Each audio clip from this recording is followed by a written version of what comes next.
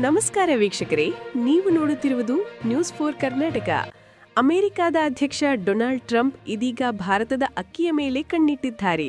ಅಮೆರಿಕದ ಮಾರುಕಟ್ಟೆಯಲ್ಲಿ ಭಾರತದ ಅಕ್ಕಿಯನ್ನು ಡಂಪ್ ಮಾಡಲಾಗುತ್ತಿದೆ ಎಂಬ ಆರೋಪ ಹೊರಿಸಿ ಹೆಚ್ಚುವರಿ ಟ್ಯಾರಿಫ್ ಹೇರಲು ತೀರ್ಮಾನಿಸಲಾಗಿದೆ.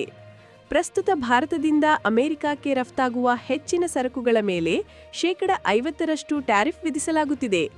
ಅಕ್ಕಿಯ ಮೇಲಂತೂ 53% ಟ್ಯಾರಿಫ್ ಜಾರಿಯಲ್ಲಿದೆ. ಈಗ ಈ ಟ್ಯಾರಿಫ್ ಇನ್ನಷ್ಟು ಹೆಚ್ಚಿಸುವ ಚಿಂತನೆ ನಡೆಯುತ್ತಿದೆ ಎಂದು ವರದಿಗಳು ಹೇಳುತ್ತಿವೆ.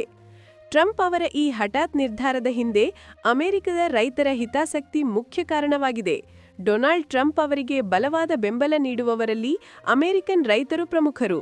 ಹೊರ ದೇಶಗಳಿಂದ ದೊಡ್ಡ ಪ್ರಮಾಣದಲ್ಲಿ ಅಕ್ಕಿ ಹಾಗೂ ರಸಗೊಬ್ಬರ ಅಮೆರಿಕಕ್ಕೆ ಬರುತ್ತಿರುವುದರಿಂದ ತಮ್ಮ ಉತ್ಪನ್ನಗಳಿಗೆ ಬೇಡಿಕೆ ಕಡಿಮೆಯಾಗುತ್ತಿದೆ ಎಂದು ಅಮೆರಿಕದ ರೈತರು ಅಸಮಾಧಾನ ವ್ಯಕ್ತಪಡಿಸುತ್ತಿದ್ದಾರೆ.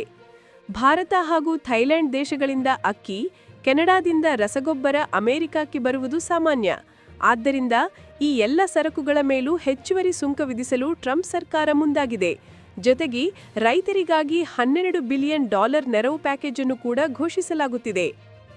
2024-25ರಲ್ಲಿ ಭಾರತ ಅಮೆರಿಕಕ್ಕೆ $392 ಮಿಲಿಯನ್ ಮೌಲ್ಯದ ಸುಮಾರು 2.74 ಲಕ್ಷ ಮೆಟ್ರಿಕ್ ಟನ್ ಅಕ್ಕಿಯನ್ನು ರಫ್ತು ಮಾಡಿದೆ. ಇದು ಭಾರತದ ಒಟ್ಟು ಅಕ್ಕಿ ರಫ್ತಿನಲ್ಲಿ 30%. ಹೀಗಾಗಿ ಅಮೆರಿಕ ಮಾರುಕಟ್ಟೆ ಮುಚ್ಚಿದರೆ ಭಾರತಕ್ಕೆ ದೊಡ್ಡ ನಷ್ಟವಾಗುತ್ತದೆ ಎಂದು ತಜ್ಞರು ಅಭಿಪ್ರಾಯಪಡುತ್ತಿದ್ದಾರೆ. ಇದು ಭಾರತ ಅಮೆರಿಕ ವ್ಯಾಪಾರ ಸಂಬಂಧಗಳಿಗೆ ಹೊಸ ಒತ್ತಡವನ್ನು ತರುತ್ತದೆಯೇ ಎಂಬುದು ಈಗ ಚರ್ಚೆಗೆ ಗ್ರಾಸವಾಗಿದೆ.